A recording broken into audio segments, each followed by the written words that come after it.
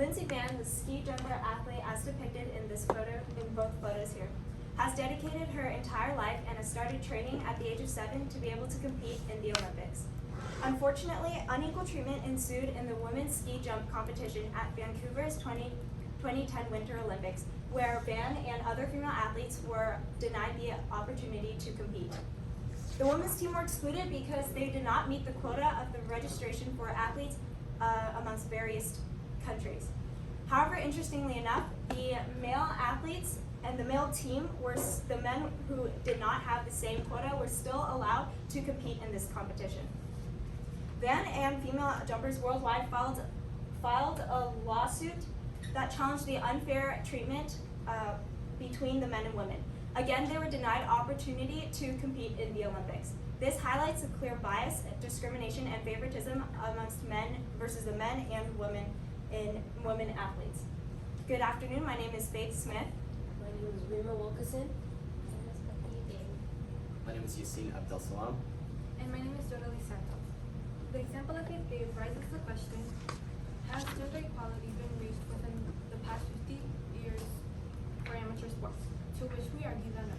Gender equality has not been reached for amateur sports within the past 50 years. This is due to the unequal economic opportunities and participation opportunities that women do not get compared to men.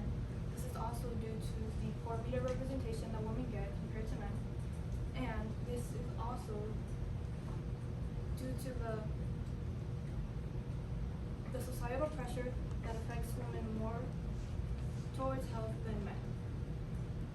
The resolutions for this would be equal investment, which can help women and men get the same amount of equipment towards the sports picture that was shown, which was the gym area, where it depicted that the weights between women and men were different for each. The next solution would be to prioritize influential media representation, which influential media would be media that depicts athletic ability more than athletic appearance for women. The last solution would be specialized healthcare for women. To start, women do not get the same amount of opportunity as men do. As you can see depicted in the graphs of the Winter Olympic Games and the Paralympic Games, we can see that the number of male athletes is significantly higher than the number of female athletes in both of these charts. Also, you can see through the red line, the red box in this chart, it depicts the span of the last 50 years. You can clearly see that the number of male participants in these sports in the Olympics has not dipped or dropped below the number of female athletes and has stayed constantly on an increased level of rise.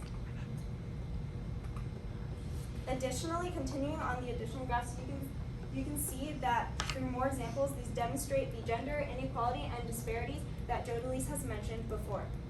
Too often, female athletes find themselves stuck in unequal and consequently unfair situations due to the clear discrimination based on gender of sports participants. Evaluating the aspect of how sports affects gender equality is critical to understand the struggles that female athletes experience on a daily basis.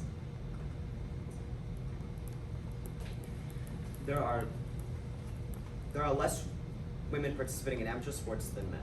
If you look at the table, you'll notice some barriers to girls and women's sports participation. One of the hurdles includes insufficient funding. If you look here, there's roughly a 20% difference between the amount of funding women receive in comparison to men. This disparity not only discourages women from wanting to participate in amateur sports, but it also makes people think that women's sports are less important than men's. Not only that, but there's also a lack of media interest / coverage. Going off of what Yassine said, sports media displays men more than women overall. And in this graph, you can see the average amount of pictures and words per sport article. Right here, you can see that female athletes only receive 24 words per subtitle, whereas men receive almost quadruple that amount. This shows that female athletes athletes aren't taken seriously or aren't considered important enough to have the same amount of attention. In this graph, you can see the amount of times men were covered and the amount of times women were covered in these three Olympics. The red bars show the men's coverage, while the green bars show the women's coverage, and you can see the men's coverage towering over the women's coverage, which shows gender bias towards men. Here we can see two pictures of the outfits being compared, and the females' outfits show way more skin than the males' outfit. This sexualizes the women over the men, which creates a vulnerable perspective. As Rima pointed out, women are forced to wear shorter and more revealing clothes than men do. Women have to wear shorts / bikini bottoms in comparison to men who only have to wear shorts that are 10 centimeters above their kneecap. If you look here at the graph, if you look here at the picture shown, these women were all fined 150 euros each for attempting to protest this rule. And as a result, all of them totaled up to a staggering $1,478 in US dollars fine. A few centimeters of length is not something that should be a point of contention. The media targets male viewers with their sexualization of female athletes, but through objectifying women, the media ultimately fails to engage men in women's sports. Emily Liang, a graduate at Stanford University, who clearly concurs with our viewpoint that the media only shows what they want you to see, and that they want you to see men's highlight reels, men's sports, and instead of women's sports, they like to show, instead of that, they'd like to show men's sports.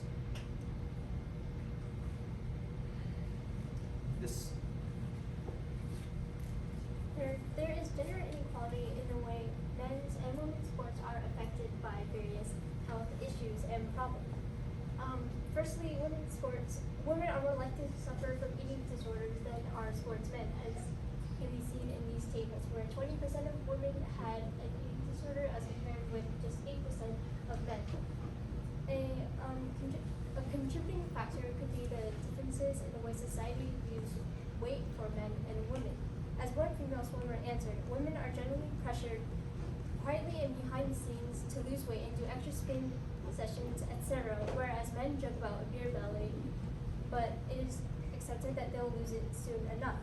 In general, women have a higher prevalence of eating disorders than do men, and this is not an exception in sports.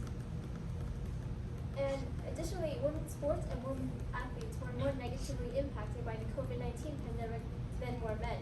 These graphs display the results from a questionnaire that 95 female athletes completed from May to June 2020. As you can see, for the majority of the sports, women believe that there would be differences in the effects of COVID-19 on women's and men's sports. For example, in netball, this figure was over 80%.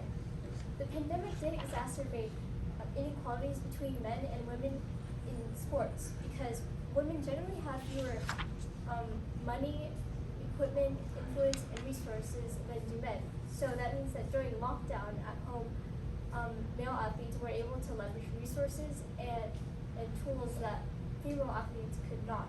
And additionally, it can seem as if women's sports are not as valued or prioritized than are men's sports, even after the global health emergency. For instance, in the UK, it took longer for women's sports competitions to return than it did for men's sports competitions. As you can see, the problem of gender equality is a serious issue that does need fixing. The solutions for this would be policies enforcing equal investment, which can help men and women get the same equipment, and the same opportunities that each other has. The second would be prioritizing influential media footage, which helps direct the audience's attention not on the outfits, like Rima said, but more to the athletic abilities. The media scheduling during events means that that men and women should have different times for their sports to be broadcasted on the media all around the world. The last would be specialized healthcare in order to make sure that those women suffering from health issues, like Bethany said, are ensured that they will recover because of the societal pressure that they have been faced with. The limitations. The limitations to this, the problem with the social stigma limits the solutions that can be said before. The social stigma means that men and women are viewed differently because usually people think that men's sports are more valuable and they are more entertaining. The biased media representation is encouraged because people like watching usually the media directs male audience by using less outfits, and then the healthcare system itself needs reform because gender is not the only problem. There's also racial inequality that can be said within this. So the healthcare system is something that is very advanced, and we need to experiment more on it. Thank you. All right, just slide together so I can ask questions. Don't clap yet, because whoever's knocking at the door, anyways, come together. Don't even look at them. Stay very technical. I gotta ask you questions. Just get together. All right, here we go. We're gonna start over here. Actually, we're gonna jump around. We'll start with you, but we're gonna jump around. If you had a sixth member of your team, what's a good perspective that they could talk about that would tie into this presentation? We would have included more stuff about the IOC, which is the International Olympics Committee, as their policies and their perspective on this could have really helped us either prove or disprove this our claim. And we also could have used it, to present new solutions and limitations, as changing their policies is something that we could change. Okay, we'll come over here, Rima. Describe an argument from one of your peers' research that made you think differently about the team solution, made you think differently about the team solution. Well, Bethany's were about health. I didn't really know much about health and how the women's were deeply affected, whereas the men weren't as much. So I didn't realize that we would need a solution for something like that. Well, whereas after she explained her side of what she researched, it helped me realize that we actually needed a solution for it. All right. Bethany, was there anything that you guys talked about that you didn't use in the presentation, and then why didn't you use it? So in the beginning, can you repeat the question? Sure. Is there something you didn't use, and then why didn't you use it? That some piece of information you guys came up with? So we found a lot of information about why the IOC was not achieving gender equality, but we decided to exclude that.